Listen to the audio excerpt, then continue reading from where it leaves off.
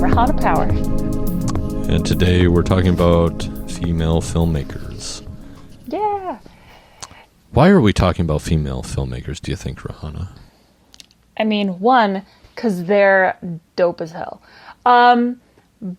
But also probably because on the 26th of August, it will be the 100th anniversary of the 19th Amendment being fully ratified in the United States. The 19th Amendment? What is that?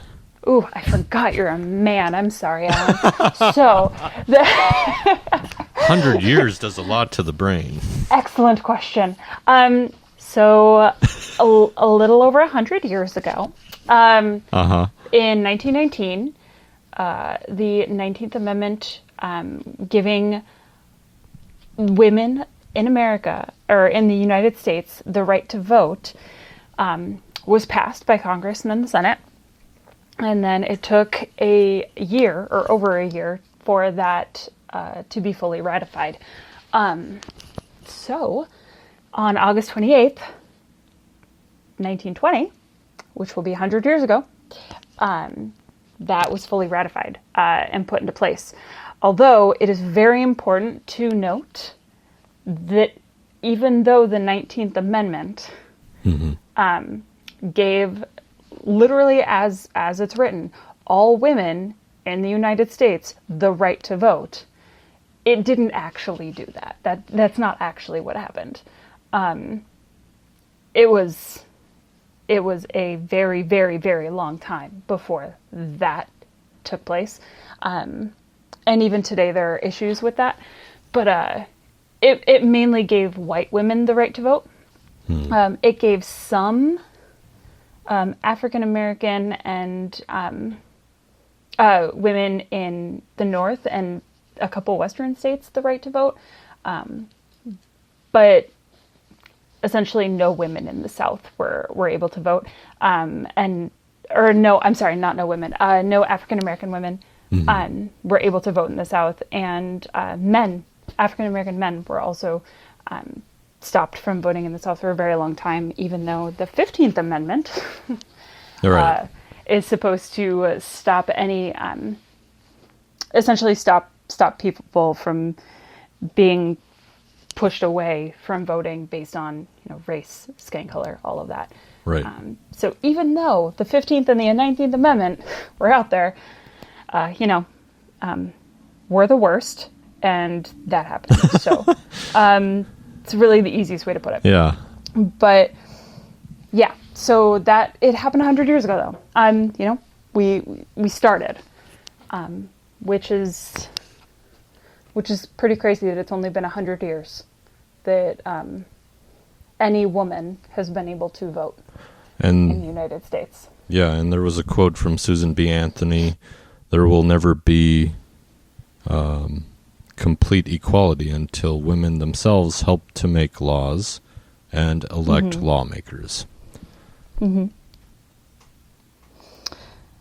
And that's essential. Like today, it's like women are the highest demographic of voters compared to men, I believe. Yeah. Well, a lot of things are important topics that need to be voted on that really have a lot to do with women, and quite frankly, we should be the ones that get to vote on those. So, right. I think more people should vote. Mm-hmm. And especially as we. Oh, go ahead. Oh no, go ahead. Yeah, you were saying. Yeah, I was just especially as as we've seen recently, there are still states and areas that are trying to take away that right in any possible way that they're able to. And it's, we have to do everything that we can to get people into any level of office, not just the presidency, not just the Senate and Congress, but every single level, even at your state and local level. Right. to make sure that the people who are trying to take away the right from anyone are no longer there. Yeah. So the more of us that vote, the better it'll be. Yeah, and it's interesting because, like, for me at least, in my districts or for federal and state, both of the officials I voted for were for women. So, hell yeah! And they're also incumbents. So it's kind of nice to be, like, we're at that stage. Yeah, it's 100 years later, right? But it's nice to see that, you know, this is kind of the way it is right now, which is great. Like, there is, you know, a little more of a progressive state here in Minnesota. So, my dad, he said something the other day, and I can't even think of exactly what it was. So, like, the wording is going to be off, but basically, like, the world is moving into like the age of the divine feminine or something, and it's, you know, it's our time as women around the world, not just here, you know, not just white women, all women, all across the globe, to really rise up and it basically fix and save everything. And I am all for that. So, right. Yeah, vote for ladies, but only vote for ladies that are not super crazy. Yeah. And that are not backing super crazy people. I'm not going to call anything out right now, but I feel like everybody knows what I'm talking about. But yeah, I think we definitely need more women, and we need more minorities in every level of office. And we get to make that change come up soon. So yeah. Also, yeah. So that's why we're talking about right. this. And also, Melinda Gates had a quote. Did you have that, Rahana? Oh my gosh, I have it handy. Yes.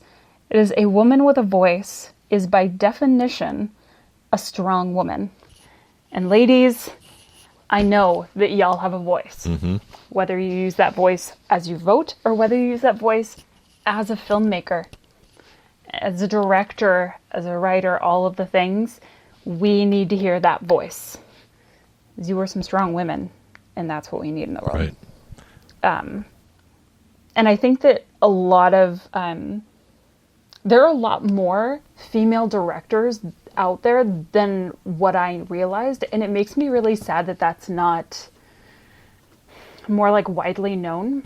Like, I feel like there's some cinephile friends of mine who can rattle off, like, you know, directors of movies left and right, just off the top of their head, but it's all men. And that bothers me, because there are some movies that are some, like, classics and favorites of mine that I didn't realize were directed by women. And first of all, shame on me. But also, like, that should just be common, not, like, this should just be known, you know? Yeah. This should be talked about. Like household names, yeah. Yeah. It drives me bonkers. So that's what we're going to talk about today. Because we think everybody should know. We're going to talk about some classics. We're also going to talk about some films coming up this year, or that just came out this year on some format, directed by women that we think are worth absolutely sharing. Right. Well, this year, 2020, I know was slated for a ton of female filmmakers releases. And right now they're on hold, but they're still coming at some point. Yeah. I hope soon. But I'm pretty excited about a lot of them, honestly. Right. And that could change the landscape for, like, award season too. So oh yeah. I mean, like, I think it was this year, I don't think there was a female director nominated, because Greta wasn't. We remember going over that. So It's very disappointing. Because Little Women was amazing. Like, I admittedly was one of those people who's like, I'm okay, like, I don't need to, I'm fine, no. Like, I've seen the 90s Little Women, and I loved it. It was one of my favorites. I've read Little Women. I loved it. But I was like, do we have to do this again? And then I went and saw it one day by myself, and I laughed and I cried and I was obsessed. It was amazing. Everyone should absolutely see it. And then I shamed myself for ever thinking that I should not see it. No, you're good. You saw it. You're good. I did. I gave her my money. If I could give it directly to her, I would. There you go. You did. It was, it was fantastic. She did a phenomenal job, and I think, One thing I remember while I was doing the Oscar marathon around a theater near me, I had like gone and saw like Ford versus Ferrari. Then I had to rush over to watch what was it? One of the other ones. Parasite. No, the Nazi one. What the hell? Jojo Rabbit. Yes, Jojo. I haven't even seen that, and I know it. I know. That's all I could remember. Is like, what was that name again? I remember the filmmaker, Taika Waititi, but yeah, as I was going over to see that film, like in between films, I saw this mother-daughter combo go to Little Women. And that was like amazing to see, because I remember when I went to the theater also, it was mothers with their daughters. And it was just very interesting to see that. It was kind of a phenomenon of sorts. But it's perfect for mothers and daughters to go see together. So it is. That's really interesting that was your experience, like seeing that. Because as I was in the theater by myself, I would say it was 50-50 for me. There were 50-50 men and 50-50 women. And it was like groups of men together and then groups of women together. Really? Very interesting. It was very surprising, especially because I live in a college area. So I went to the theater just across the street. And so it's a small theater, but it was like all college age kids, basically. I mean, there were a few like moms and kids or like dads and kids, but most of the groups were college age kids. So it was like college age boys going to see Little Women by themselves. And I was like, I don't understand. That must have been like me going to the theater, you know? Yeah. I was like, but I'm so happy that you guys are doing this. Right. Because I don't remember what the other movie was, but I likely would have assumed that they would have gone to that instead. And I was like, hell yeah, you made the right choice. It was awesome. Yeah, definitely. I live in, like, I went to theaters in the suburbs, so it's, you know, it's very selective, I suppose, on what you see out here. And then maybe the cities are more progressive. I don't know. I don't know. Maybe, I don't know. It's just the timing, perhaps, too. I don't know. Yeah. That could have been it. Yeah. Mine were definitely during prime time, and yeah. I felt, I mean, you know, I didn't feel awkward seeing it. It just, there was a higher ratio of women to men in that theater. I don't recall seeing another man, so. Oh, really? Yeah. That is really interesting that our experiences were that different. Yeah. I was also very uncomfortable, but that's because I was by myself. That's actually the first movie I've ever been to by myself in a theater. And that's a good one. So it was. I hope it was good. So to see it on your own. Yeah. It was excellent. But yeah, so many movies. Do you want to go backwards or do you want to go forwards? I'm going to let you decide our direction on this, because I could go either way. Let's talk about this year and who's on hold, I suppose. Let's start there. I love it. All right. So there's a couple movies. Oh, yeah. Go ahead. I was going to say, like, because the year started off with, like, a rhythm section with Reed Morano's film. Which looks fantastic. And it was quite good. Apparently, I thought it was one of her first film, but it's her third feature, apparently. But she came up through cinematography as a DP, basically, which is great too, because how many women do you see behind the camera that are, from these, classic films, Right. You don't normally see women behind the camera either. So, but. And she still does a little bit of that too. So, I mean, she's moved into directing, but she still does like cinematography, and she's still, executive producer on some of her projects and things like that. So I love that she's expanding and not just transitioning. You know what I mean? Right. Plus, obviously, her experience behind the camera has given her basically the ability to communicate with whoever she chooses to be behind the camera for her films. So right. So she knows what she wants, obviously. Obviously. But she came up through TV, it looks like, a lot of shows like Billions and The Handmaid's Tale. I mean, once you've done The Handmaid's Tale, you should just do everything, because you're clearly brilliant. So, yeah, I think someone else did from The Handmaid's Tale, came off of that and did a movie also. I forget which other. I think it was the one with. Okay, I'm going to stop right there because I don't know. That's okay. You've gained my interest already, so now I want to look it up. So there you go. Yeah. It'll come to me eventually. We'll just keep... Perfect. I'm going to stop misquoting myself on the podcast, because I've done that too frequently. So I'll just... Because I know there are things that are out there that are relevant, but I'll stop while I'm ahead. And then we have like Rose Glass, who had a first feature in Saint Maud, slated to release. Which you are very excited for. Yes. I mean, Reed Morano started the year off great. That was just like, okay, I'm excited. We've got a few other films coming out, like Saint Maud and A Promising Young Woman.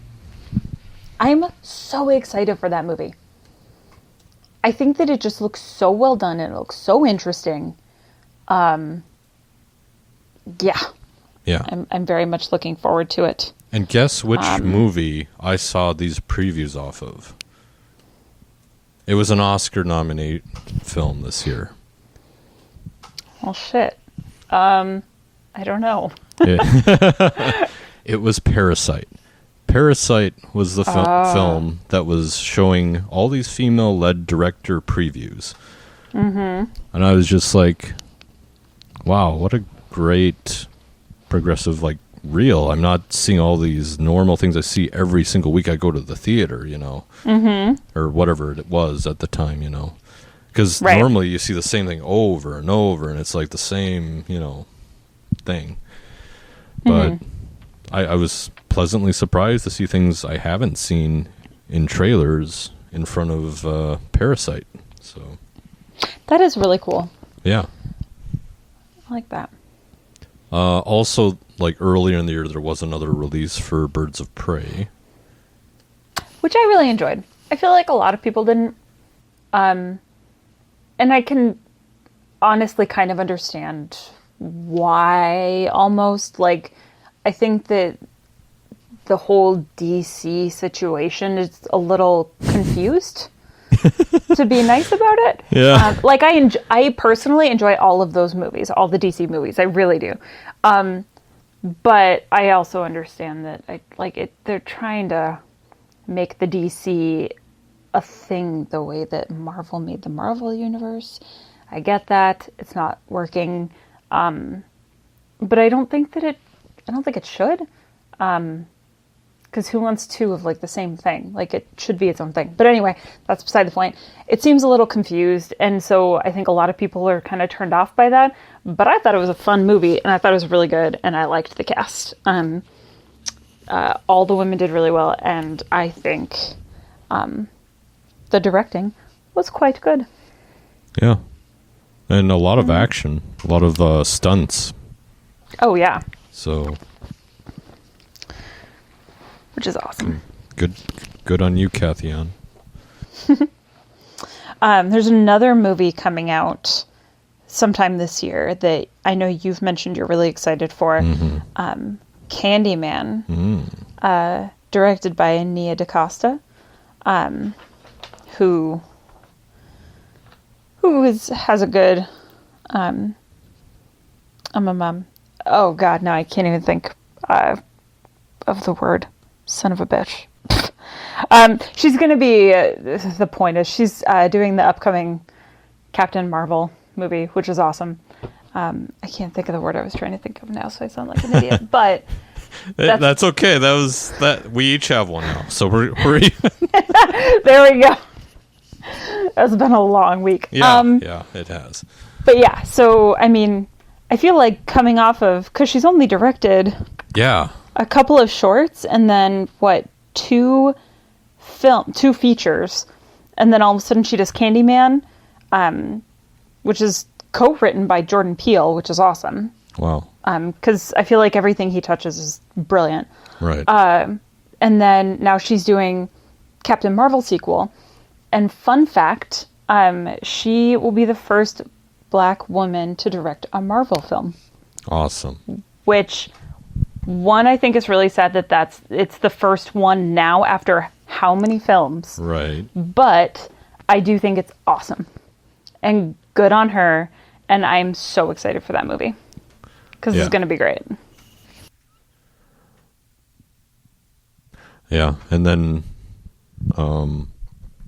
with Candyman, obviously, it looks like she made the short for Candyman. Maybe that was like the precursor to her landing the feature, maybe. Or maybe I'm not reading that correctly, so...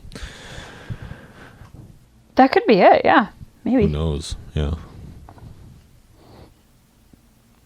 I don't know a whole lot about it just because, the scary movie thing, but I tended to stay away from those. But and of course, the first Captain Marvel was great, I thought.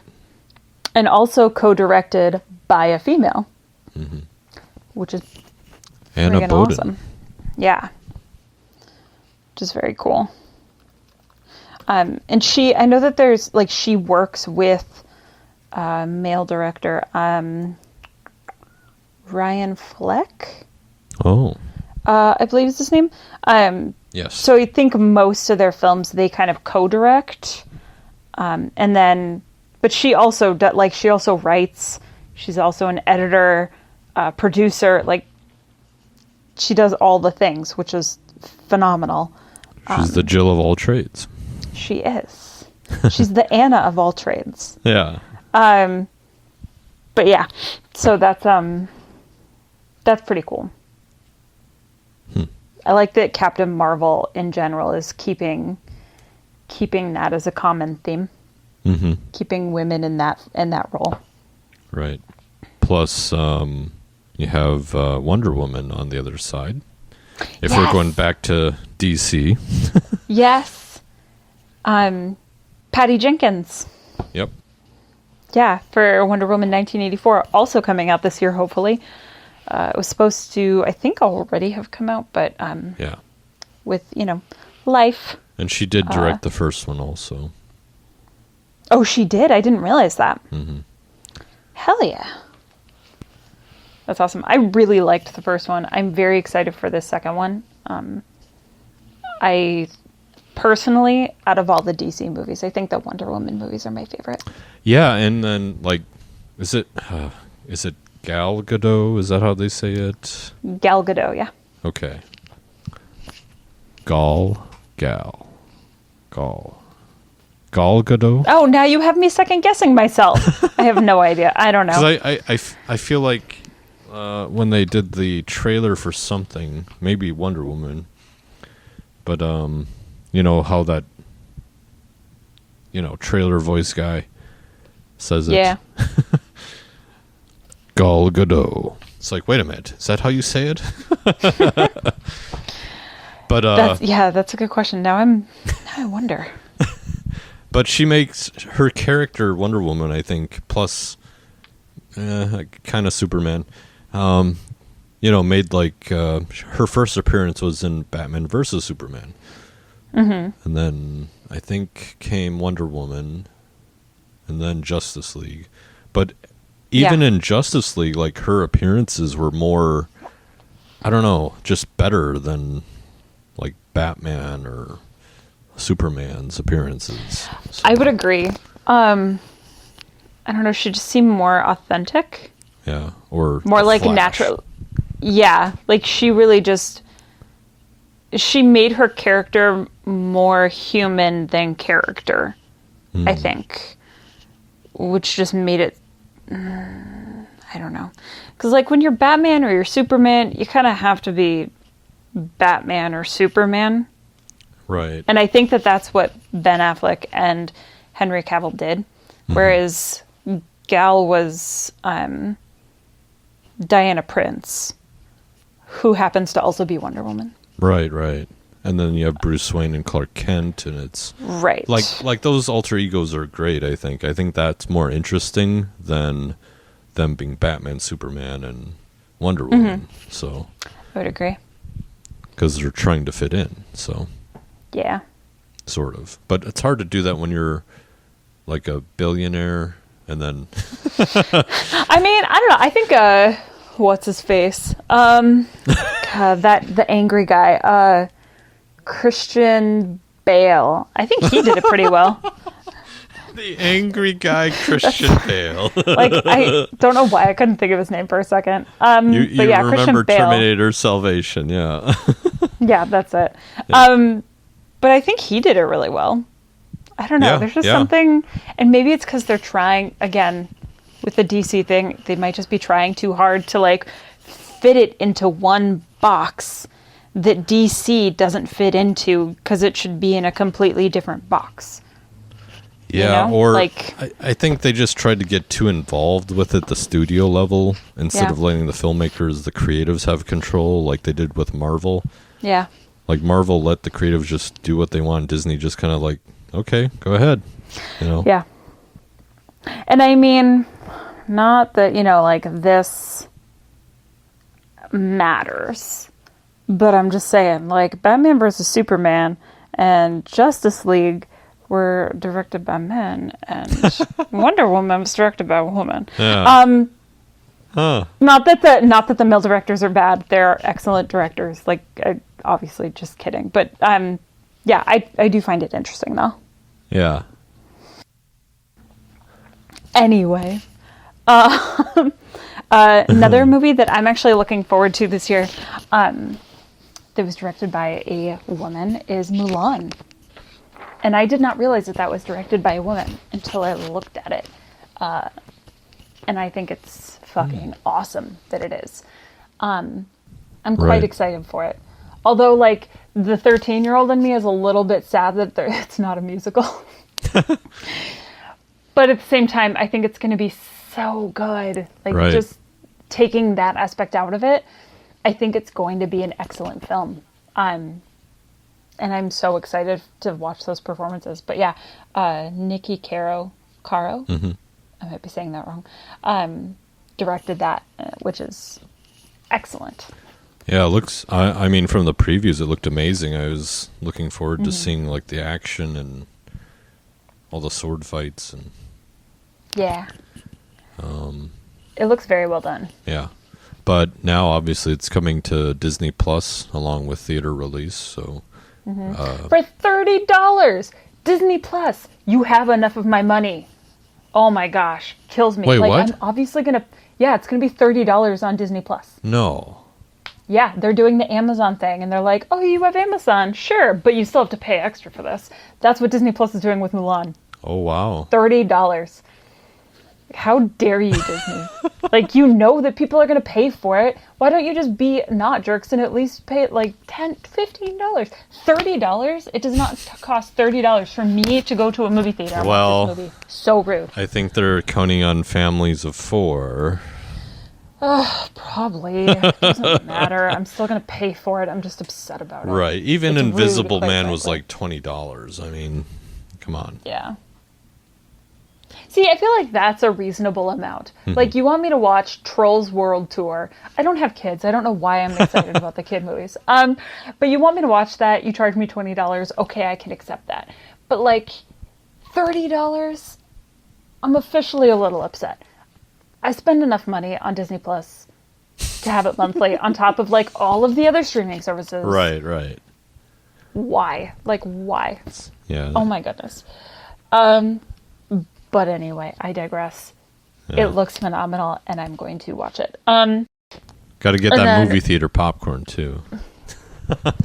Dude, seriously, I bought a whole new box of it just for, like, all the movies coming out because, yes, you have to have popcorn. Yeah. Another kind of bouncing back to Marvel, just kind of bounce back and forth.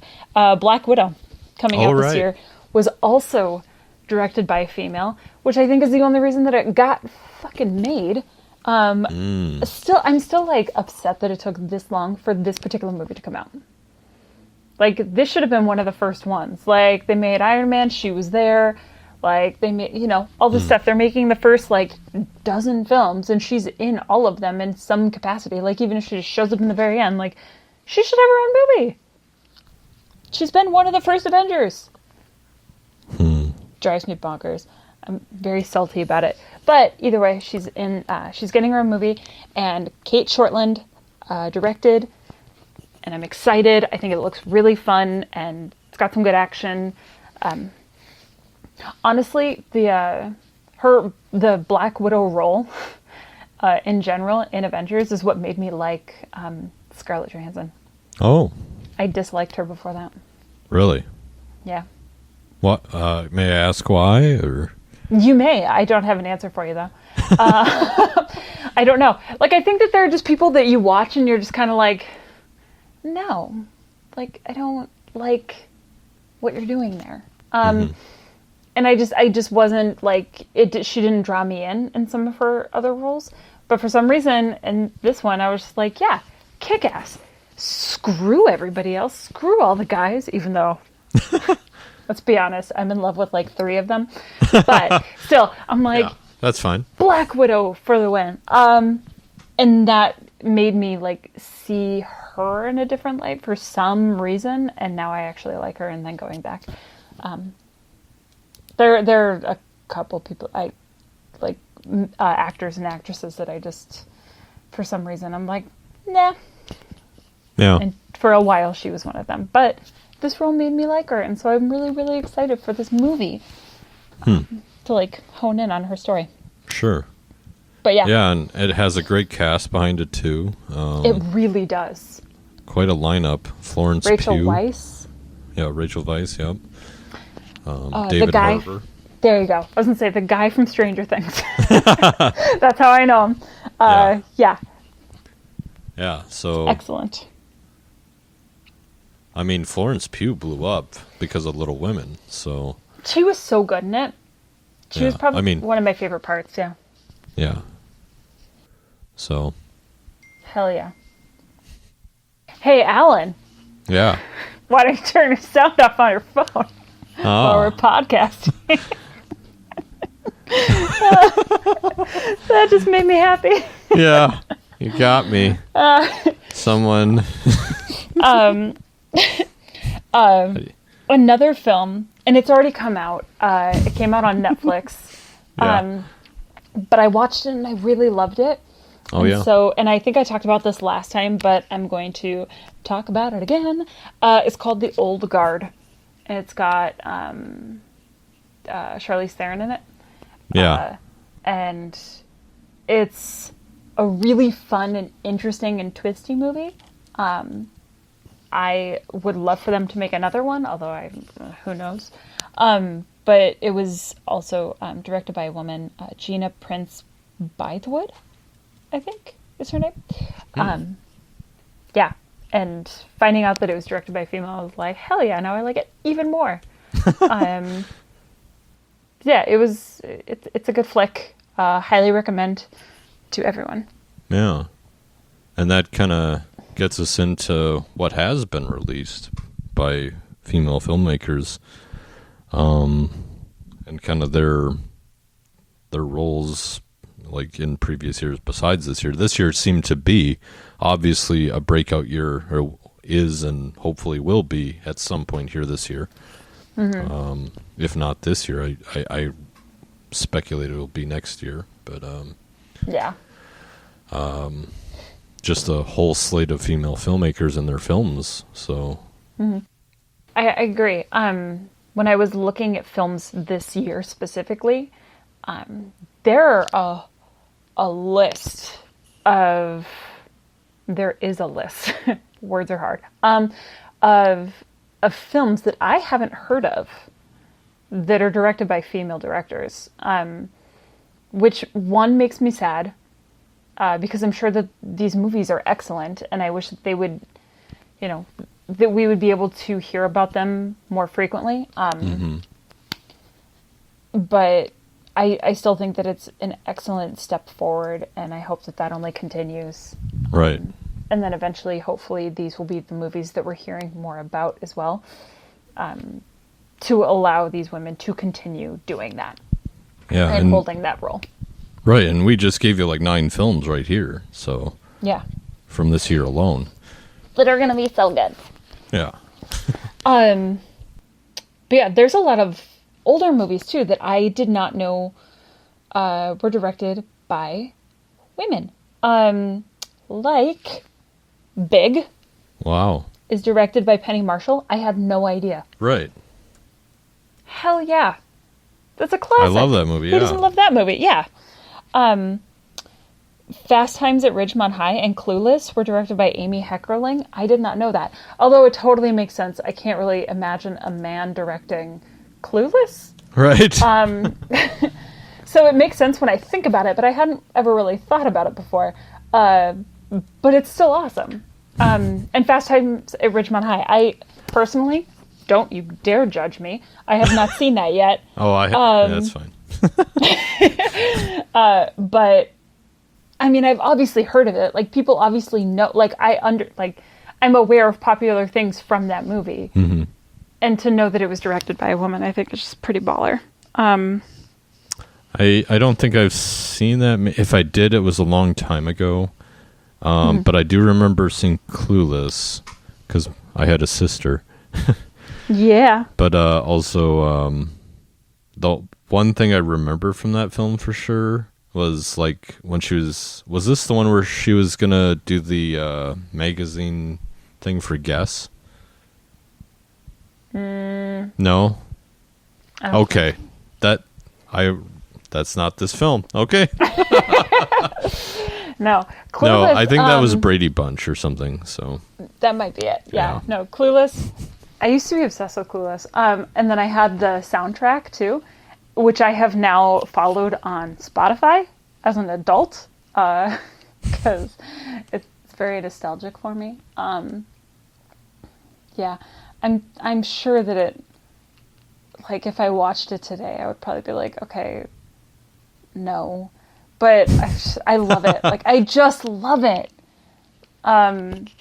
It's just one of those movies that, because you fall in love with it as a kid, it's good forever, even though it's, like, if something like that were released today, I'd probably be like, eh.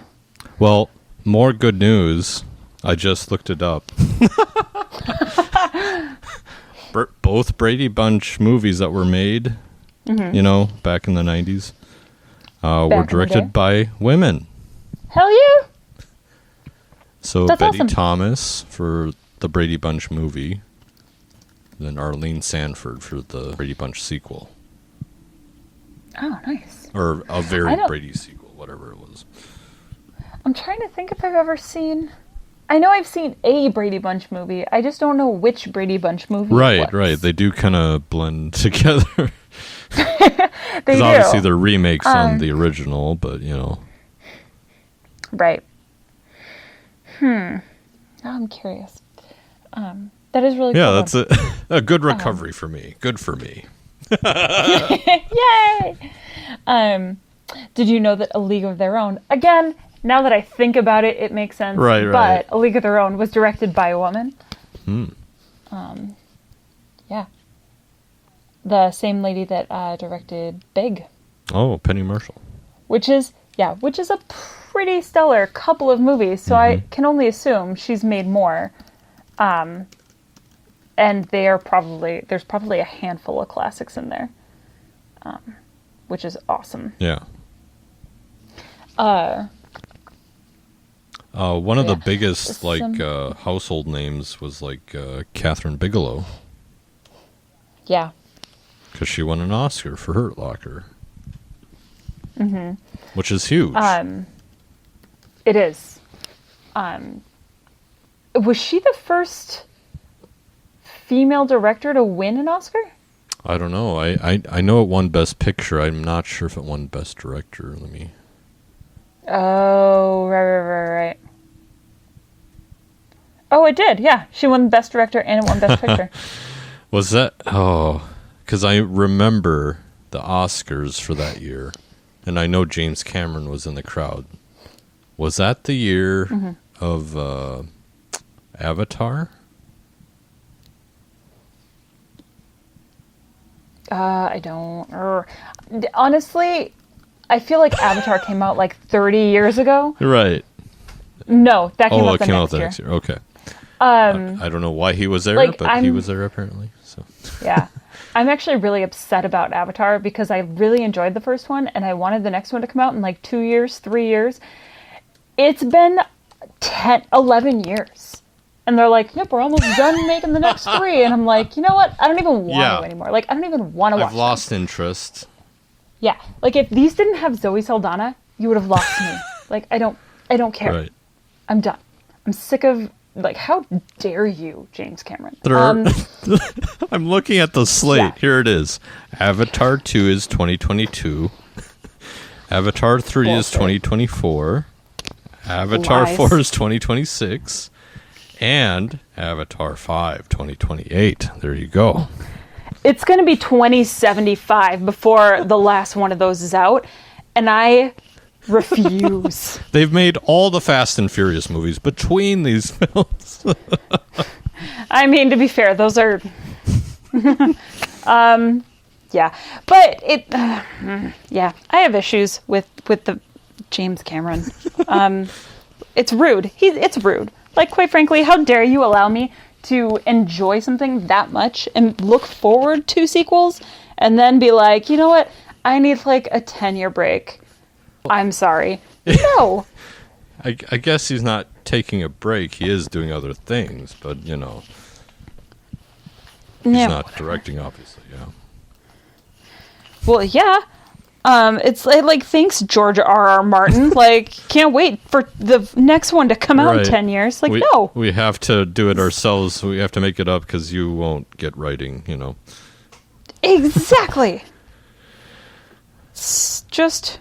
rude. Anyway, that's a whole other episode. But how amazing was that? Catherine Bigelow wins in front of her ex. Hell yeah! At the biggest stage of all.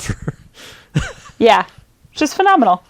And then she went on. She made Zero Dark 30. She directed. She directed Detroit, which I really, really, really want to see. We have it in our queue. Because I think it's on Amazon. Yeah, it's either... or Hulu or something like that. Yeah. I've heard incredible things. It looks amazing. The cast is phenomenal. Yeah. I very, very much want to see it. And I think it's really cool that a female directed it. Yeah. Yeah. Another director that I actually really, really admire...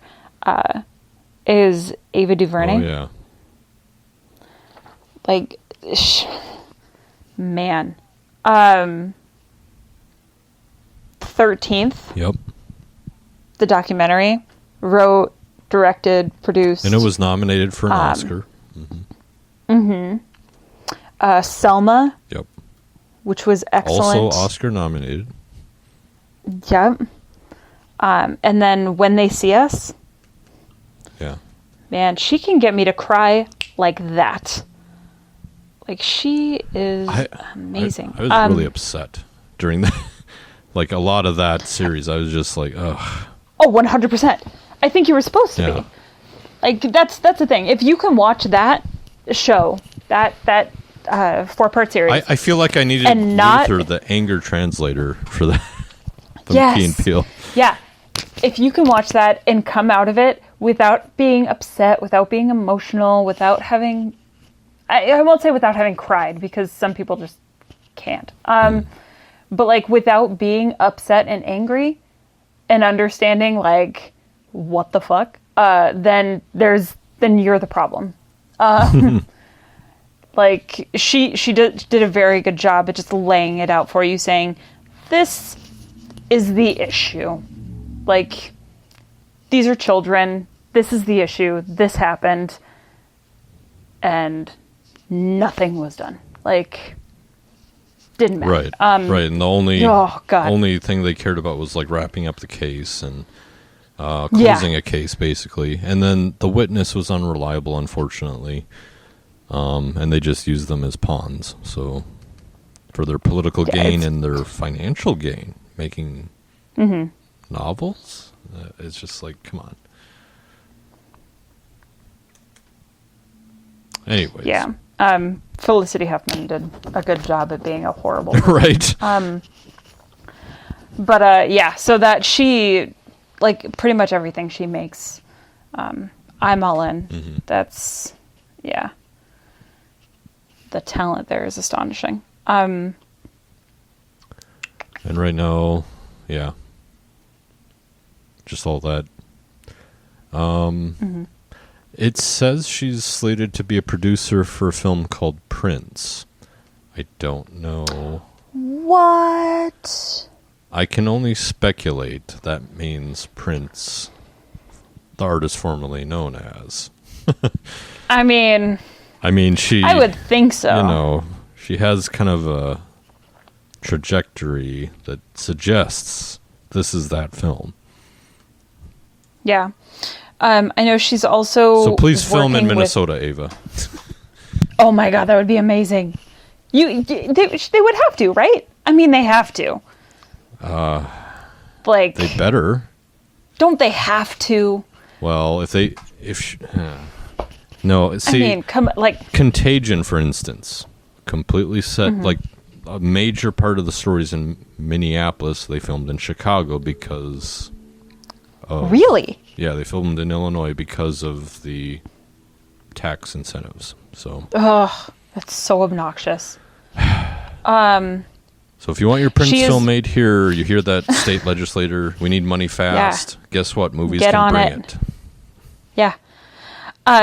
She's also working on a 6-episode series with Colin Kaepernick about his, like, youth. And, like, his activism, and it's titled Colin in Black and White. Oh, wow. And, like, how he became, like, and you're a big Niners fan, so you know. I am. You know, it was kind of an up and down ride with him, right? You know, as far as his play. Yes. Yeah, as far as being an actual player, yes. Like, he was unbelievable. Holy crap, this is actually happening. Yay. And then all of a sudden just like, wait, what's happening? What's going on? Why are you doing that? Why are you doing that? Stop doing that. Please stop doing that. What's going on? But regardless of that, you know, like I fully support what he did. I support the fact that it, like, other players across a variety of sports are continuing to do it. It pisses me off that he got, like, blacklisted from the sport for doing it, and now some of those same people are like, no, this is really great, guys. I'm like, oh, really? Because you made him fucking late. Like, you kicked him out for doing it. Right, so and then it's great. Like, it was a downward spiral because every team didn't want to touch him because of that reason. Yeah. And now they're like, oh, we made a mistake. Yeah. And they're just like, wrong. Oh, no, we totally get it now. Like, really? Then hire him. Right. Like, even as a backup, like, whatever. I don't, like, something. Like, hire the guy. Like, maybe he's not, you know, Tom Brady, whatever. Like, there are so many terrible quarterbacks out there. Don't tell me that he is not better than some of them, because he is. As a Niners fan, like, whatever. Anyway. I really think he's done with football, though. So I can imagine so. I don't blame him. And he's doing some pretty incredible things for, like, his community and all that are... Like, I think his focus is really shifted. And I'm guessing that is what this series is really going to focus on. Yeah. She's also got Michael Starbury, our local, screenwriter. So I'll be excited to see his work on this. So yeah. There's a few other movies that I haven't actually seen, but like of a movie, you've heard of it, like you've heard amazing things, or it's won awards, and like all this kind of stuff. You're like, okay, this is obviously good. But like Winter's Bone. Mm-hmm. Did you see that? I did, with Jennifer Lawrence. Yes. Mm-hmm. Directed by a female, Miss Deborah Granick. I might have said that wrong. And then Lost in Translation. Oh, yes. Of course. How could I forget? That's another one I haven't seen. I think that this has been in my queue for like ever. Yeah, just go for it. Sofia Coppola, yeah.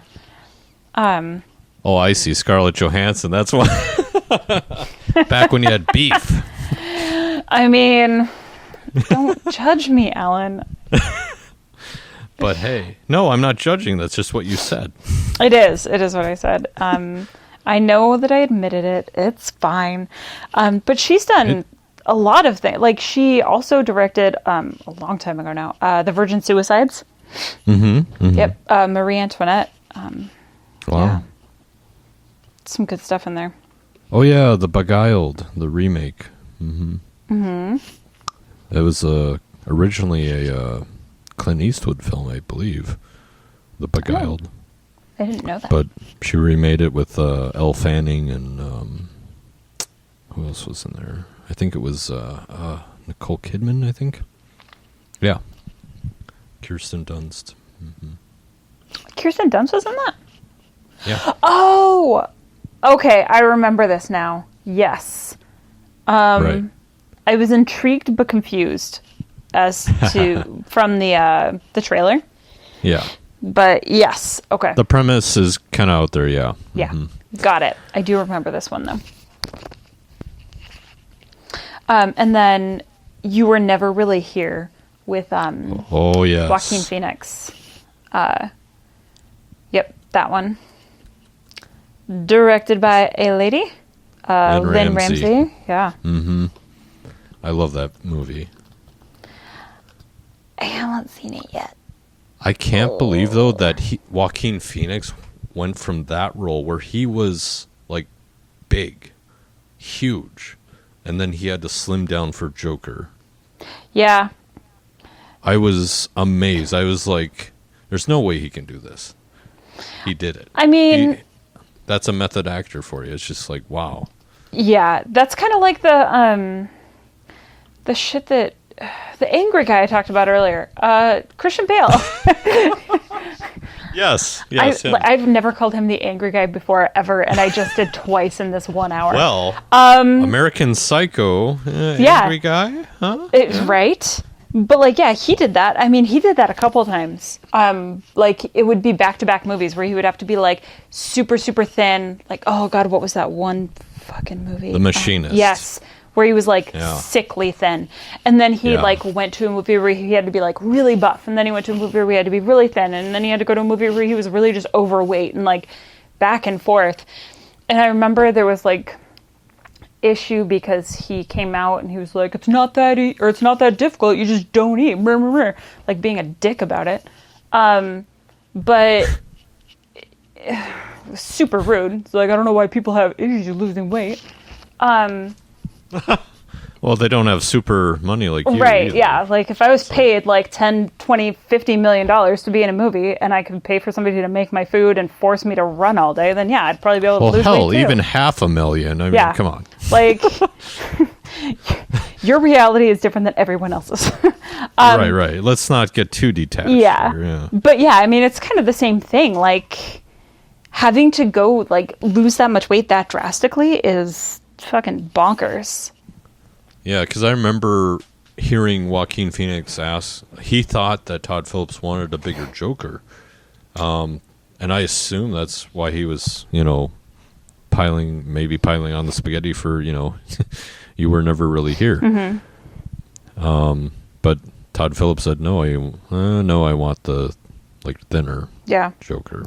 And he was like, okay. Yeah.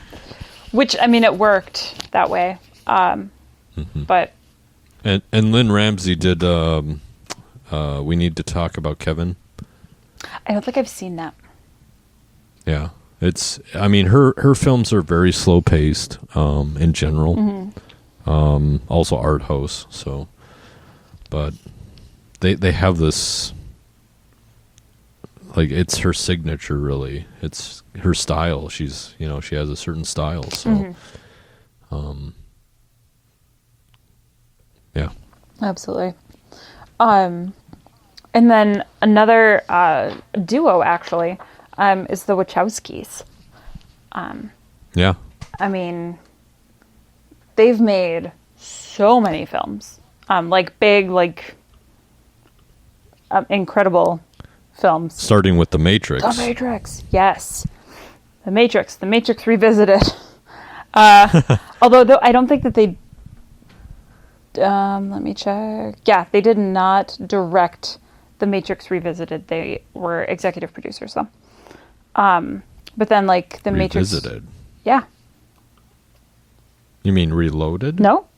I mean Revisited. What do you mean? It's a documentary about The Matrix. Oh. Yeah. Well, that's behind the scenes thing, yeah. But Reloaded and Revolutions, they did.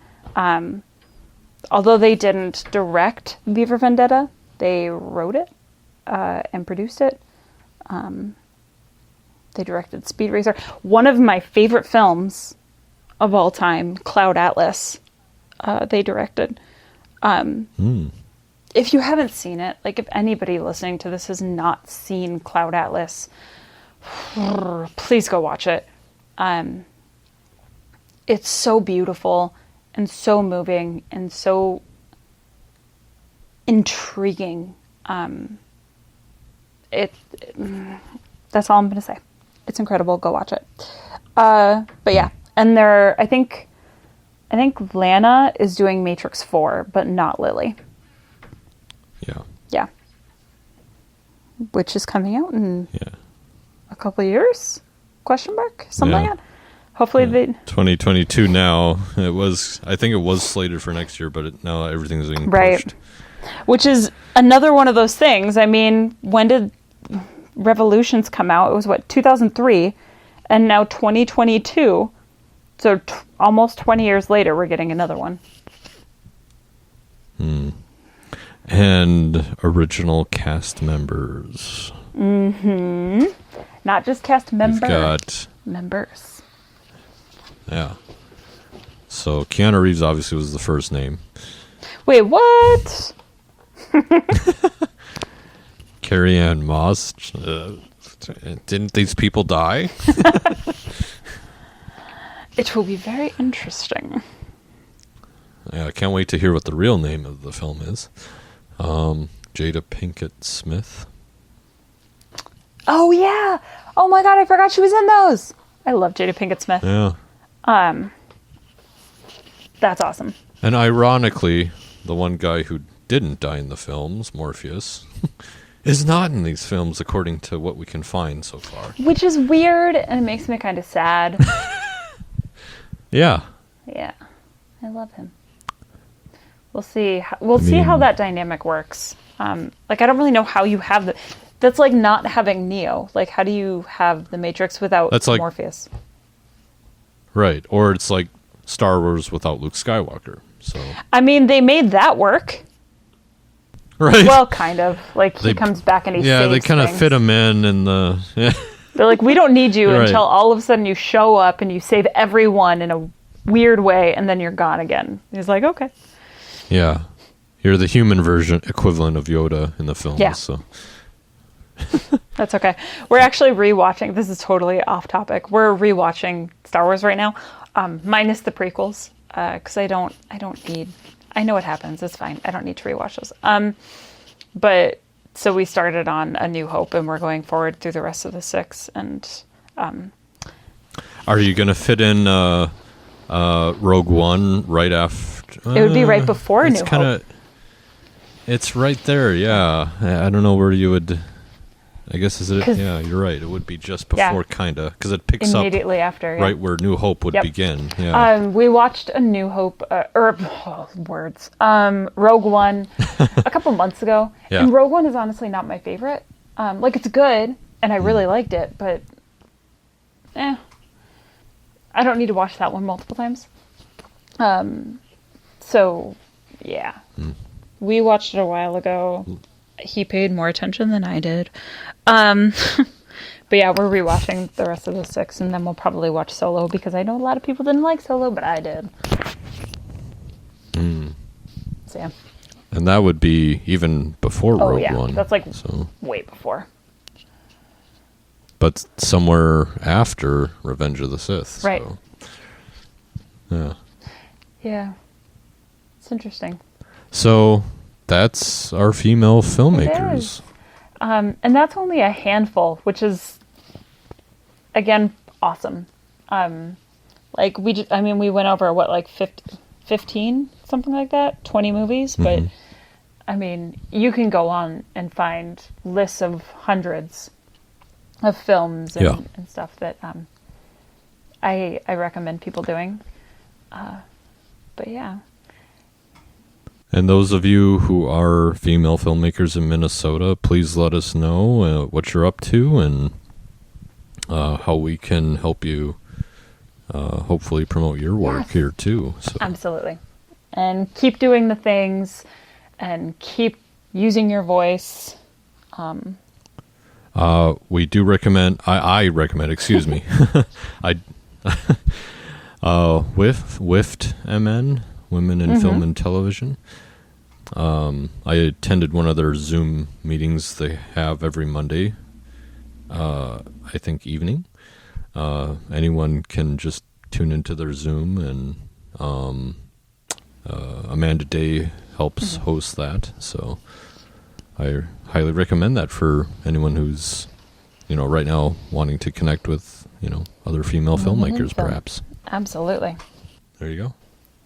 All right. Well, thank you for listening, everyone. Again, tag us on Instagram and Facebook with all your projects, especially you women filmmakers out there. Let us know what you're doing. Like Alan said, tag us. And until next time, I'm Rahana Power. I'm Alan Tracy.